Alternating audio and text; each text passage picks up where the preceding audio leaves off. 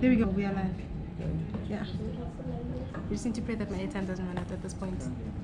I need someone to buy me daughter. Okay, so is it happening? It's happening, we are live. So now we just have to refresh this. There we are. Do that mirrors so they release. Yeah. Cold face, which you guys are good too. Come on, you're there. Okay, so people hopefully can chat. Don't think we're not part of the call here, by the way. I didn't say Jeepers, there was an insinuation in that little comment. So, during rain time, and in fact, we still have to be patient. But what we don't do now is thankfully, we're the ones who still have to administer the store is. No. When's Poppy acting shy? So, yes, you still can. You can still the calls, we do those there.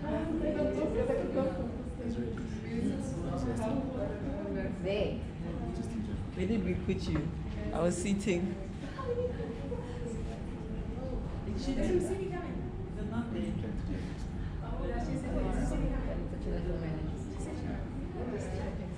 The beds are full. Consent.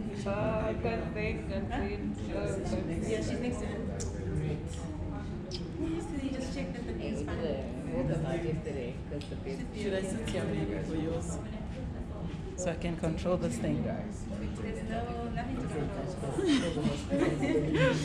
control. Oh wait, the view is not fine actually. It's not. But it's not moving. But you're not gonna use this thing, right? What? No, I'm not. Okay, so it's fine. It's a bit super slow, Yeah, there's a delay. but it's fine. As with all live streams. Yeah. It's beautiful. That's you walking. I mean, if you make Wow. it, you know, it's the thing about Okay, the thing is now I moved it, so we need to see where it is now. It's gonna move in 3 seconds. Well, that's great.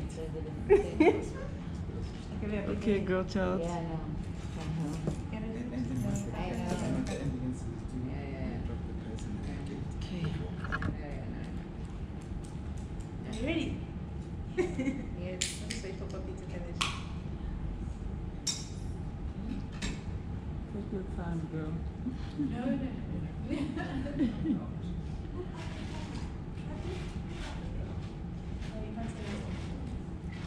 Now you passed. Now? You passed. Can you see me? Sure. Please put the audio on and hear if you can hear me. Who is this? Cameron. No, he's calling about this. Should we leave it? Yeah. I have nothing to do with camera. Please put The on audio silent. is on, girl child. Huh? The audio is on. I don't know if they can hear you because I can't. You have to put the sound on. They? My volume is low. It's on. Okay. Okay, cool. Good afternoon, everybody. Thank you for coming. I know that your schedules are extremely busy, and it's always hard to get a group of doctors together in a room. So thank you for coming. Today we are joined by a lot more people via live stream. So there's a lot of people who are in the internet spaces who are joining us. A few of them in the Eastern Cape, a few of them in Durban, our mentees and mentors alike. So thank you so much for joining us here at our second training session for Young MD Cultivate.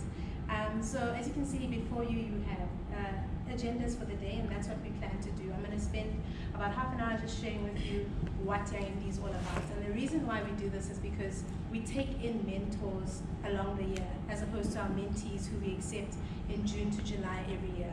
And I think it's important for us to just continue to reiterate what Young MD's vision is, what we do. And because we are a growing organization, those things continue to change and evolve. So it's just a little bit of an update of where we are and what it is we intend to do. And then just some admin things. There's food behind you. If you feel like eating, continue to eat. You can get up, be relaxed.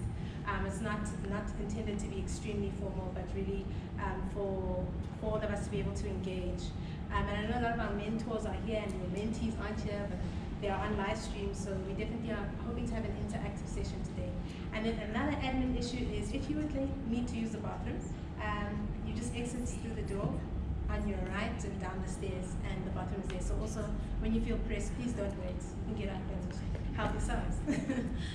So welcome to another session of Young in D, and I just want to start by introducing Young Medical Doctor. And in big and in bold, there is dare to be great. And so I'll start by the definition of dare. If you Google the word dare, you'll find a lot of different options, verbs and nouns, that can suggest what to dare means. And the things that stand out for me are courage to do something, to defy or challenge something. And those are truly the essence and the heart of this organization. We are challenging ourselves and challenging this generation to not be a victim of the challenging healthcare systems, but pioneers of its transformation. And that's the heartbeat of Young MD, is to dare to be great. It's not a slogan we use, it's a culture Randy and I try to embody in everything that we do. Whether it's we're in the hospital seeing patients or we're engaging with you as our mentees and mentors, we made a decision within ourselves that we are going to dare to be great. And we want to lead this generation showing them what it looks like to dare to be great and encourage people, anybody who wants to affiliate themselves with this organization, but what it means to dare to be great, so that we can experience the healthcare sector we've always desired to serve in. So this is our slogan, and the reason I put this slide up is because a lot of you who are here know Young MD, but all it was an orientation tool on the website. But we are evolving and we are growing, and we are establishing our meaning in the healthcare sector. And primarily what we are is a health innovation, health management solutions company with the sole aim to restore function in South African healthcare through innovation for both the people and the systems that are involved in providing healthcare in the country. And that's important. So if you can remember two things about Young MD: think people, think systems. That is what we're about. We're about the people in healthcare, and we've chosen to look at the healthcare sector from the doctor's perspective, a perspective that is quite marginalized, not easily seen, very ignored. But we're hoping that we can choose this perspective because this is a perspective that has a bird's eye view, if you will. And the analogy I always use is anytime a patient walks into a hospital, they may use the X-ray service, they may use the POPD service, they may use the blood bank service. But there is no doctor who will encounter South African healthcare that won't encounter every single part of the hospital. And so it's important that as we try to look at transforming South African healthcare, we don't just speak to the healthcare outcomes that the patients will experience, but really speak to the people who are the point of contact in every shape and form. And to us, that's the medical doctor. And that's why we've chosen to assess healthcare from the doctor's perspective. So this is our organizational structure. Things are growing. It's not what it used to be. People who were at our presentation last year will know that there were only 4 legs to this. But we, like I said, we continue to dare to be great and challenge ourselves to be more. So, like I said, human resources and people. So we have a division of human resources, and that is where you are. That is where you fall into the greater scheme of things. A lot of people who understand Young MD and engage with it on social media could assume that it's just a mentorship tool, but it's not. It's much more than that, and we intend to have an impact far beyond the mentorship space. And so that is also just to show you where you are in the greater scheme of things. You are a part of the mentorship unit, which is Young MD Cultivate, run by Randy, and she will spend time expanding on what that means, what that looks like, how it's going to work. And then at the bottom, I've got color codes for everything that's happening, and it's almost like a robot method. So green would mean this is up and running, it's happening, people know about it, it's working. Amber is we're sort of on our way to getting there, and red is we're basically at concept phase. This is something we're thinking on doing and hoping to get the process moving to orange and then green eventually. And just to expand on a few of these things, if we look at the division of human resources, Young MD Cultivate, which Randy's going to speak on, and then there's a Young MD Orientation unit, which is a huge pain point for me and an important place that I think we can penetrate South African healthcare. Anybody who leaves med school knows that once you enter into the sector, it just feels like you've been dropped into a vacuum. You're forgotten, you spent 6 years of your life studying this degree, and all of a sudden you've entered into a sector that doesn't even know who you are, where you come from, what you're about. And more importantly, that doesn't see that you are needed, that you are valued, and that you are appreciated. And that is something that is important that we as an organization want to instill in any doctor who enters into the healthcare system. And we do that through our orientation unit. And there are tools that we've developed that we're excited to announce as the year progresses about how we intend to touch orientation and affect orientation in every single hospital in this country. So for those of you who are rooting for us, keep us in your prayers so that we can get that going. And then there's something new that we've introduced that we're very excited to start, which is a masterclass. Those of you who have received the calendar for the year know that on the 6th of April is our first masterclass.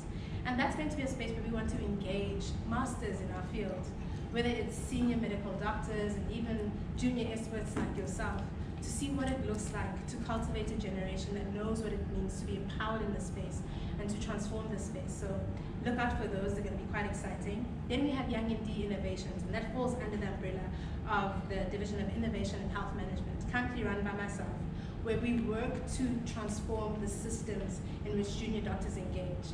And we're in processes of developing IT solutions that will help the junior doctor in this country to have a better experience. And the last two, which are in red, are not yet up and running, but also quite important to the heart of AMD. The AMD Think Tank and the Research Unit. And the Think Tank is just really a space where I desire to see any junior doctor who has an idea to transform South African healthcare to know where to run to. I think the most frustrating thing about being a doctor is all of us in some shape or form have the perfect answer for the problem you see every day, but you don't know where to go. You don't know who to engage. You don't know who to talk to. And the point of the think tank is to point those doctors into that direction. If you believe you have an idea, we want to help you take idea to an actual tool. And I mean, I am evidence of the power of think tanks. I attended the Innovation Hub in 2017, and what was an idea is now books before you and presentations in front of you, because innovation has that type of power. It can take an idea and place its value, whether it's socially, whether it's economically, so that people can start to experience the change they need in the environments they need it. So that's who we are in a nutshell. And just to put it to you statistically, if you go onto the Health Professional Council's website currently, these are our numbers. This is what we're working with in the country. There are 46,091 registered medical doctors. There are 3,440 medical interns. There are 2,417 registered student interns and 13,158 medical students. That's not more than about 70,000 people if you put that together. So we're a small unit of people. And it's very scary to know that this very small unit of people can encounter a healthcare system that does not value them, that does not appreciate them, or remind them of their need, to the point that they would be willing to escape it. And if you put it into the context of what it means for our country and the people, the doctor-patient ratio globally should be something like 152 doctors to every 100,000, whereas in South Africa, we're sitting at 60 per 100,000. And I mean, this is not news. You all know the struggle of dealing with the number of patients that far outweighs the resource of a doctor. And when we split it up again, private healthcare sees that bulk and actually takes most of it, because our goal, or at least the exit we've been told is the best exit, is to just chase the speciality and go to private healthcare, where you will have your desire to have an impact actually felt. And I acknowledge that there are so many doctors who really have tried to stand up in the public healthcare sector and make a difference. But unfortunately, those efforts go completely unseen and unnoticed. And the frustration is unbearable. So we make the choice to choose ourselves and to choose our sanity. And I agree with that choice. But I also hope that we can raise a generation of doctors who have an environment that's safe enough for them to say they want to make a difference where the people need it the most. Because statistically as well, 84% of our population uses public sector. And so it's important for us as doctors, as a real driving force in the public healthcare sector, or in the healthcare sector as a whole, to be able to have a say about what their experience is and to drive that forward. So why Young MD? Why all this effort? Why the hassle with trying to make a difference? Because I mean, truly, there's possibly other things that I could have chosen to do. And the only thing I can think of to explain to you is school shoes. So you just have to follow me with this analogy, but school shoes.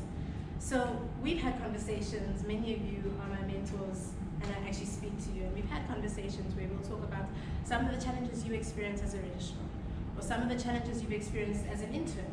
And these are conversations, it seems, I have noticed, that each generation can share with the generation that precedes them.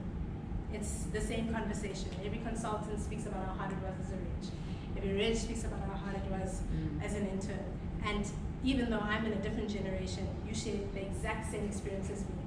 And why school shoes matter to me is because I can't possibly imagine my mother, who was here not so long ago, telling me that when she was younger, she walked to school barefoot, and so she doesn't understand why I want shoes for school. That's exactly what we say to junior doctors every single day.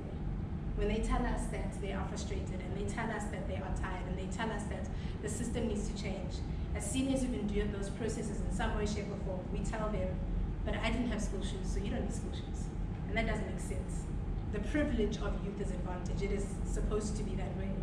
And so why Young MD and why this is because we want to be that generation that starts to say, you shouldn't have to go without school shoes. It'll make it a little bit better. And that's what we're doing here. We're putting shoes on the feet of people who didn't previously, who would have to walk barefoot if we didn't make another option. And I think more importantly, it's about also being accountable for the time and space we hold in the spaces that we're in. To be able to say that I was there and it was like that when I walked in. When I left, it's been a little bit different. And to just remind each doctor that in the little way that you can, what you do, how you do it, it matters. If you're the registrar that just notices an intern, or helps them with their blood, or corrects them when they're wrong, you are making a difference. And that's a culture we don't have in medicine at the moment, but that's absolutely necessary for us to move forward and continue to dare to be great. And so I founded this organization on the following words, because I truly believe that dysfunction is not, it's not what we think it is. That we cannot possibly expect to assist people in their journeys towards healing if we ourselves are comfortable with the dysfunction of our service. And that's important. It's important for us to acknowledge where things are not working, but be willing to say, it ends with me, no more will another intern have this experience, or junior doctor or registrar. And I want to commend all of you for being here, because you have already taken that decision. By affiliating yourself with this organization and choosing to show up in whatever way, shape, or form you know how, you have made the decision to stand up against the dysfunctions you see that make it challenging to be a doctor in this country, so that the next generation can show up in a way that is far stronger than we were able to. And I think that's important, to be able to be a generation that's constantly accountable for our time. And how? I think you see yourselves here, a few of you. There are a few important faces who understood what we meant when we said how. When we were nothing but, like I said, an idea, nothing but an orientation tool on a website for one hospital. We approached doctors who understood the power of what it means to dare to be great, and to show up for people in a way that nobody showed up for you. And that's how we intend to do it. We intend to do it by asking ourselves, what didn't I have that you may need? How can I provide that, and why is it necessary? But more importantly, requiring of this generation to not ignore the problems that they see, and also providing a space where we empower them physically to know how to move through those spaces. And so also want to take a moment to thank all the doctors who journeyed with us from the beginning to making this organization what it is becoming, which is something that's palpable and felt not just by the people who are experiencing it, but by the people who hear of it and see it as well. And there are certain things that we value. Above all else, we value the resource of the doctor. We value your preservation, we value your empowerment. We value the environment that doctors have to work in every day. And we're very, very serious about establishing a new culture. A culture that will empower the doctor to be able to stay in this space and have the impact that they desire to have. And we value the next generation. It's important to us to be accountable to that next generation. And more importantly, we believe in the power of processes. Processes are what help us get to where we go to. I had a very powerful quote that made me open up to my mentor in a way I hadn't previously, which is that the mentorship relationship is only as strong as what the mentee is willing to divulge. That the vulnerability of the mentee is as important, because if they don't say where they're struggling, then they won't benefit. And an example I was using with my group of mentees when we were just chatting about where we are is how I'm struggling with time at the moment.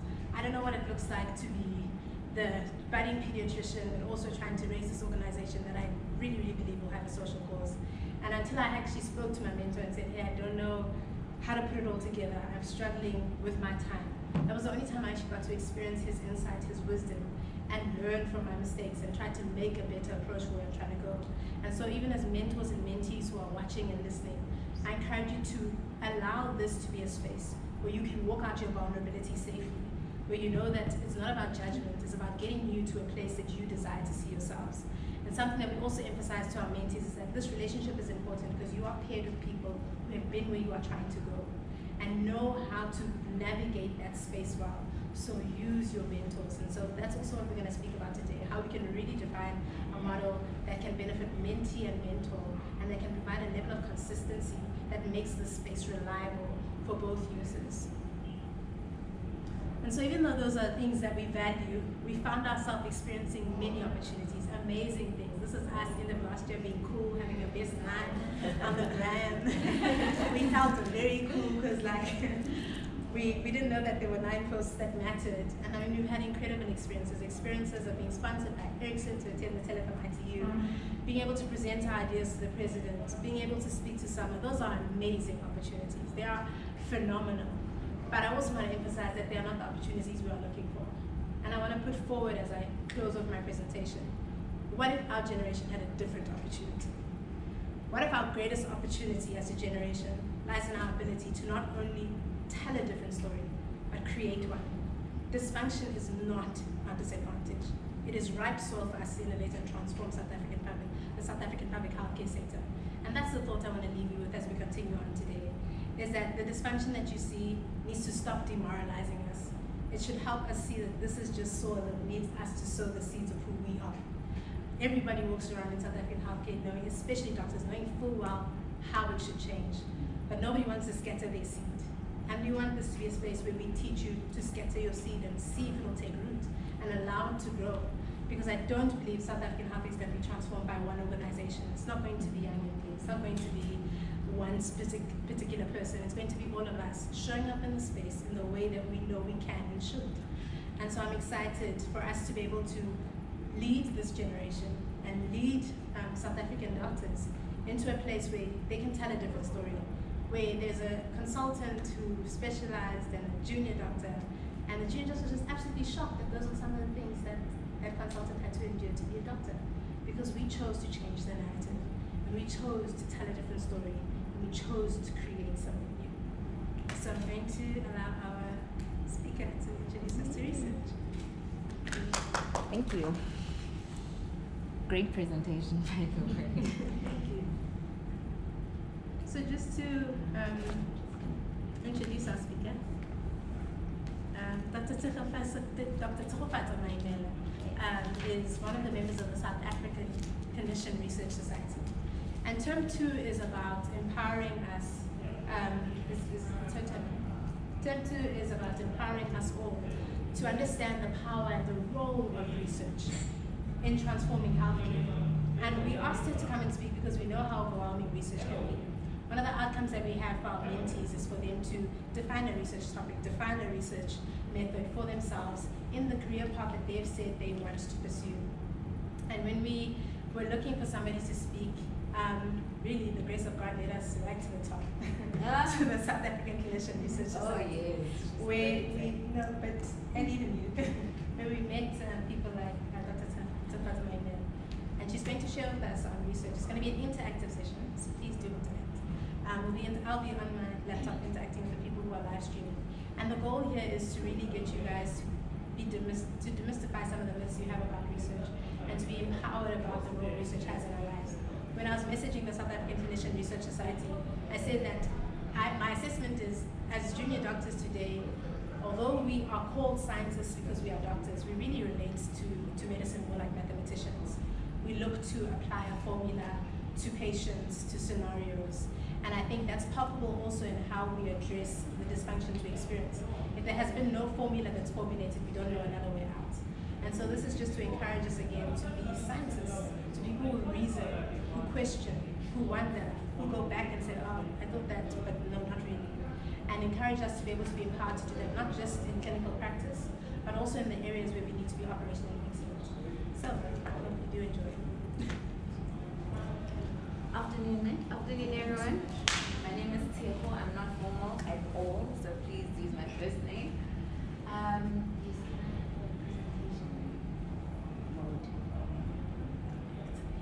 Thanks. And I wanted to sit down just to also make it less formal, because otherwise I'm giving out all this knowledge as an expert, but my experience I think is somewhat shared.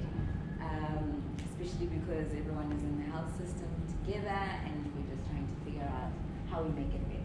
And I was pleasantly invited into the space to share about research and the value of how innovative research can really transform not only the evidence that we generate in clinical practice to impact our clinical practice, but to an extent to shift policy and to change practice in medicine and in the overall health sector. So,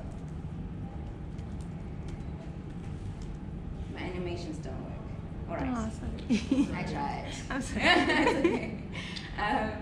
So I am currently a public. I just wanted to talk about these, like, ask questions about where my perspective is coming from. I'm a public health medicine specialist and consultant now based at Steve Biko Academic Hospital in the Health Information Management System unit. And what that unit actually does is to collect information, surveillance information, clinical information, so we can report on what is actually happening in the cold face, as well as in the overall operations of the Steve Biko Academic Hospital complex. So yeah, finished in 2006. There's a long pause, and to some extent, I think I can relate to my exit in public practice and moving into private, simply because I just needed to rethink how I was going to continue my journey as a doctor. And then of course I still wanted to fix things, and I ended up coming into the MA program in 2014 until 2018. And just so you know where my area of focus is, data use is the most important thing in my perspective, to shift the narrative of how we talk about health and how we use what we do every day to sort of advocate for the patients, I was about to say patients, and for services and for resources and for the empowerment of junior doctors. And it's through research, through evidence, that we are able to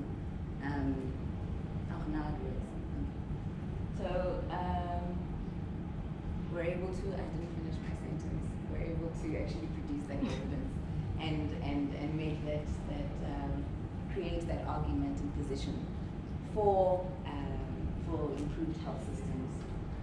All right, so my presentation is going to have two aspects.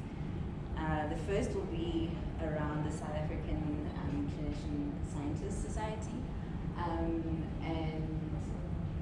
its overall vision, the members who are involved, what a clinician scientist is, how the organization perceives a clinician scientist, the research training that is available, and support that we hope to offer anyone, any MD who's really looking to explore this area of critical thinking, of evidence-based data generation and reporting.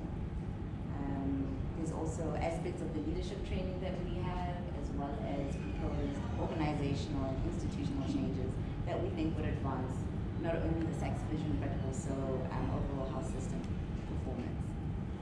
All right, then I'll touch on some of the 2018 achievements, as well as activities planned for the year. And as far as the research aspect and research process is concerned, I think I wanted to, as Lerato say, just dispel some of these really far ideas of what research is, what you need to be able to produce any sort of data or evidence-based research. And I wanted to start with critical thinking and some of the gaps that we have in the training, that you say, and why we're not allowed in that process to actually ask why or where and what if. Imagine something. What if it isn't supposed to look like this?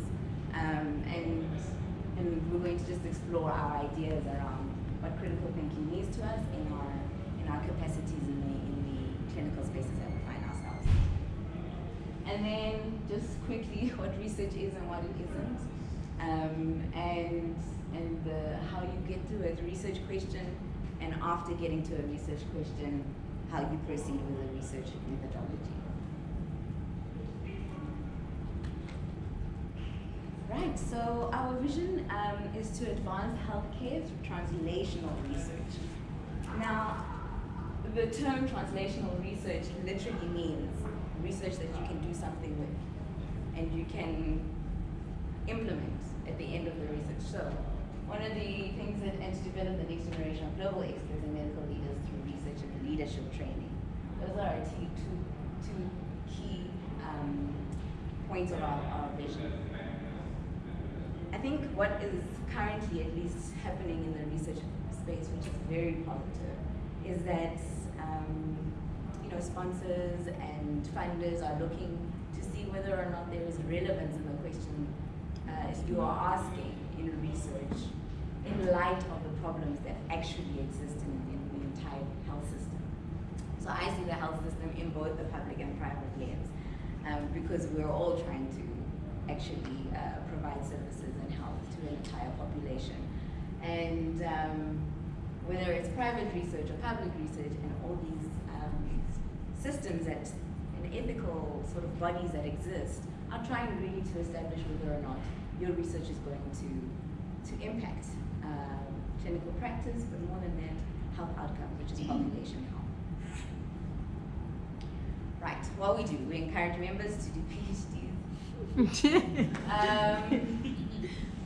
Yeah, the society does encourage that, but more than that, to publish their research, to publish your activities. You actually already are sitting on so much information and data and practices that you can actually use them and publish them and let the world know what you're seeing, what you have been able to measure, and what you think should be a better practice in terms of the problems that you're identifying. To present at national and international conferences and to supervise students. We celebrate achievements and success. We encourage personal development. Sorry, I just had a little laugh because there's a WhatsApp chat, and if anybody does anything, everybody knows about it. And we all celebrate anyone who finishes their MAs, or anybody who becomes a consultant here, somebody who's finished a PhD, anyone who's presenting in any significant space. It's really celebrating people's advances and encouraging them to continue the research agenda and to provide evidence-based excellence. We encourage personal development. We assist our members by finding and identifying suitable mentor-mentee pairs in the research process, in the design and the development, and ultimately in publication. We have 3 specialists in the group from 7 medical schools. It's very multidisciplinary, and we have, as you see, very heavy hitters in the healthcare space, right? Who mentor us and advise us on how to approach funding, grants, how to approach problem solving, how to approach the academic space or institutions, because you're dealing with 2 masters, not just one. You're serving the department as well as trying to advance the academic agenda of the institution that it's linked to. So just how you create that balance and how you keep writing every day, just keep writing something until you get to your goal. So we define a clinician scientist as an individual who has a medical qualification, so it's a platform in the health sciences and has additional training in health research or basic science. The clinician scientist is a clinician and a researcher.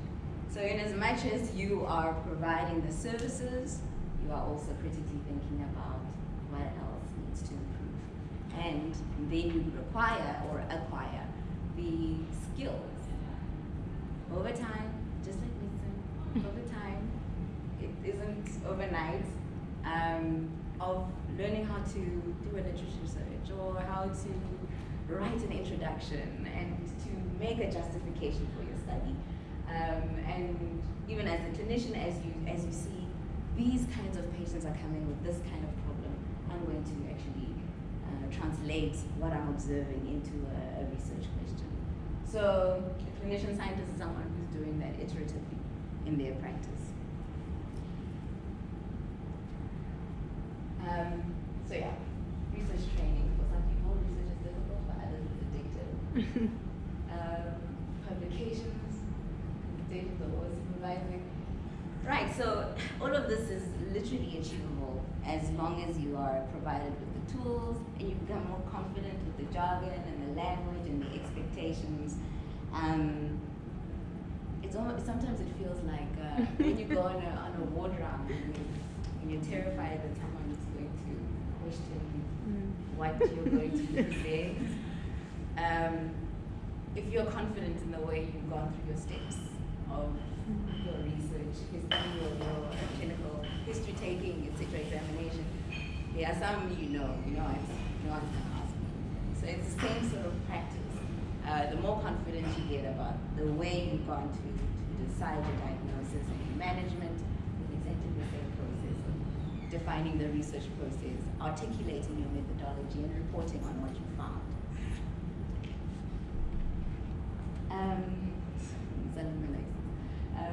Teach a student how to do research and they will struggle. Do you mean Google? No, we never mean Google. You can start there, but really, your articles should come from Google. But what I like about this particular triangle is it draws on the Maslow's theory of self-actualization. You know, they're obviously physiological and safety sort of foundational issues. But as you start to explore what you can do with research, not only in your clinical practice, but when you're sitting in fora and trying to advance the issue of evidence-based policy decision-making, research really gives you great tools in being able to objectively argue for resources and argue for changes in policy. So our society provides research training courses, funding for running costs, clinical trials, both approaches as well as support, travel grants as well as publication costs. There's an aspect of leadership training that we value simply because as we start proceeding through or going through the health system and the academic system, we are required to now start taking more authoritative sort of positions and high positions on heads of units and heads of departments. Our peers are sitting at HOU level, and it is important that they are empowered with these leadership qualities and skills so that they are better managers for junior doctors and provide better processes and achieve unit level, departmental level objectives for healthcare. So that's what the leadership training aims to achieve. It's also supported by international leadership training programs. So we try and apply for some of the programs as well as the conferences that are available to try and get our members exposed to the kind of platforms, global platforms that they are interested in shifting the discussion, as well as mentorship programs as well. So this was a photo of a workshop that took place last year at Philip Tobias building, and we're all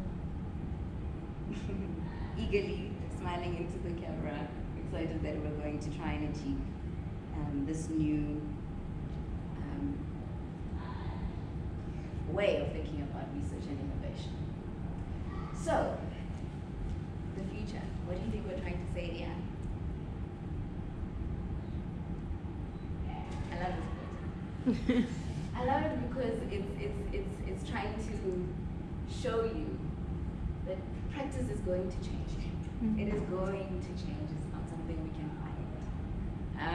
And our work in trying to adapt to both technological changes as it influences clinical practices, how we think through these innovative advances, how we're on the other side making sure we interpret what's happening as well as possible, and not to be threatened by what's the word I'm looking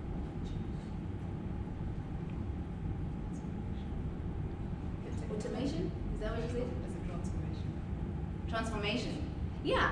And AI, and it doesn't have to threaten us. We, a lot of the time we hear, oh, what are we going to be doing? People are going to, put robots to do the surgery for us. Yay! Because then we can think instead of being busy doing. Because when we're, I think some of the times we're just so busy delivering the service, we don't have an opportunity to reflect. And if you see this as an opportunity for you to now really start problem solving, that's a better perspective than to see it as, oh, what's going to happen to, my ability to make a living. And so this is an opportunity for both junior doctors as well as the senior doctors to really start adapting to the environment that we have and that we anticipate is going to happen moving forward. So, our vision and what we propose as part of these institutional drives from a clinician scientist perspective is that we describe what a clinician scientist is and that they recognize as a particular type of clinician, that we create and advocate for clinician scientist posts in universities, that we protect research time. It's incredibly difficult, research time and beyond, to try and manage the research demand as well as the service delivery demand. And the argument here is that we need to be able to provide at least dedicated and protected time for people to actually apply their mind in their research protocols as well as their write-ups or even their data collection. To try and integrate MA training into registrar programs and to set out in the beginning what it is expected of registrars as they move into this research aspect of their service provision. Be able to create a process where you move from MPCH to a PhD without necessarily having to navigate an MBA space, and to provide leadership training in medical schools is really just very closely aligned to your organizational objective. So some of the achievements from 2018 have been the fact that we've been able to host these workshops with multiple clinicians, both in private and in public sector, who have come together to really support the vision of and identifying as a clinician scientist. We hosted a Health Excellence Awards in 2018 where we recognized movers and shakers and people who really achieved incredible efforts in both the academic and the service delivery aspect of health. Our hopes are to have a SACS conference this year to continue stakeholder engagement and buy-in into the vision and to continue fundraising so we can actually create these spaces and the training and the research support that we hope to achieve. And this is literally the foundation of why the SACS Society exists, is that our patients have a right to benefit from scientific process and progress. Everyone has a right to benefit, especially in Africa. So one of our workshops really, in fact, I wish I had a slide on, outlined just the research output globally and the percentage of which that is coming from Africa. Sure. But a lot of that information is coming from organizations that use African participants to generate their information, and yet their research is recognized in other spaces. And so, I mean, one of the hearts of SACS is to say, let's generate our own research outputs. We have a voice, we have problems, and it's better that they hear that the global research society hears it from our perspective as opposed to another. Okay, so this is where we go back and forth. And so to talk about what we think critical thinking is. And I was wondering if you could perhaps use some examples in your particular department or areas of interest, clinical interest, so we can think about how we get to a research question. Because I don't want it to be too academic, I want it to be as practical as possible. So, Hanada, what department are you in? Peds. Peds, okay. And what's your biggest gripe about being there? At the moment, so Telemohoran is always in the news for infections. Oh, yeah, okay. Infection control is a huge problem there. Yeah. And neonates die daily because despite all the infection control measures they have in place, we struggle a lot with infection control. Yeah. That's a big thing. And then, yeah, I guess from the patient outcomes, that would be a big one for us. Okay. Alan, Yes. orthopedics, what is your biggest gripe around? What do you always notice every time you walk in and out of your department? I think I'm fortunate that our department is quite well organized. Our biggest issue is actually a shortage of something which is external to us as a department. Particularly, this is something which has even been in the media in terms of surgical backlogs.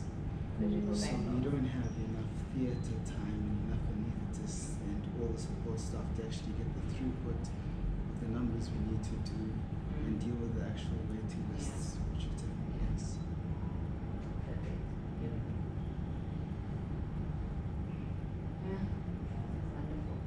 So, public health and health managers are always reporting on infection control measures, quality, all of that. Over understaffing as well as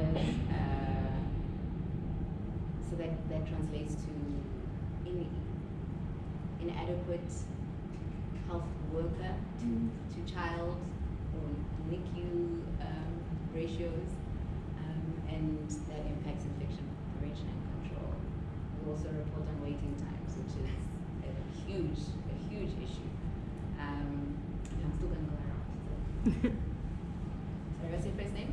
POPI. Bobby. Yeah. Okay. Bobby, what department are you from?